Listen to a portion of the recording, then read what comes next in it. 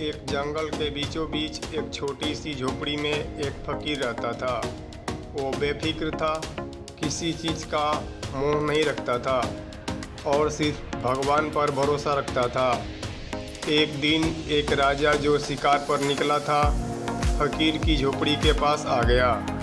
राजा को भूख लगी थी और उसने फकीर से खाना मांगा। फकीर ने मुस्कुराते हुए कहा, राजमहल में तो आपके पास हर तरह का खाना होगा। राजा साहब, मेरे पास सिर्फ थोड़ी रोटी और फल है। राजा ने कहा, मुझे कुछ भी ठीक लगेगा। फकीर ने अपने थोड़े से खाने को राजा के साथ खुशी से बांट लिया। राजा को फकीर का सरल जीवन और संतुष्टि देखकर आश्चर्य हुआ। वो सोचने लगे कि अगर उसके पास इतना धन दौलत है तो भी इतना सुखी क्यों नहीं है। राजा ने पूछा, फकीर साहब, आप इतने खुश कैसे रहते हैं? आपके पास तो कुछ भी नहीं है।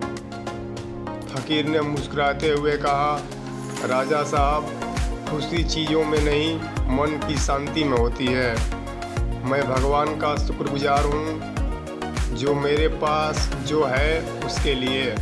मुझे किसी चीज़ की कमी नहीं लगती।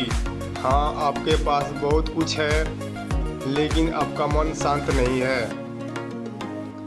राजा ने फकीर की बातों पर विचार किया और उसे लगा कि फकीर सच कह रहा है। उसने फकीर से आशीर्वाद लिया और महल वापस चला गया। कुछ दिनों बाद राजा ने सोचा कि फकीर को एक तोहफा देगा।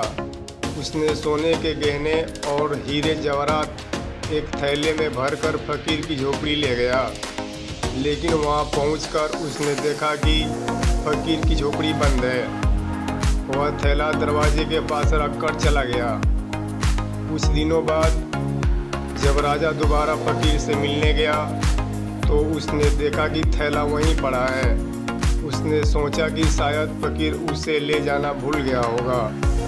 उसने थैला उठाया और फिर से उसे खोलकर देखा। थैले में गहने जेवरात के साथ एक छोटी सी चिट्ठी थी। उसमें लिखा था, राजा साहब, आपका उपहार बहुत सुंदर है, लेकिन मेरे पास पहले से ही सबसे कीमती खजाना है, संतोष। मुझे धन दौलत की ज़रूरत नहीं है। इसे आप वापस ले जाएं या जो चाहें करें। आपकी कृपा के लिए आभारी हूँ। फकीर की ये बातें राजा के दिल को छू गई। उसने महसूस किया कि सच्ची खुशी बाहरी चीज़ों में नहीं, बल्कि मन की शांति और संतोष में ही मिलती है। यह कहानी हमें सिखाती है कि संतोष ही सबसे बड़ा सुख है और भौतिक चीज़ों के पीछे भागने से सच्ची खुशी नहीं मिलती। Thank you for watching.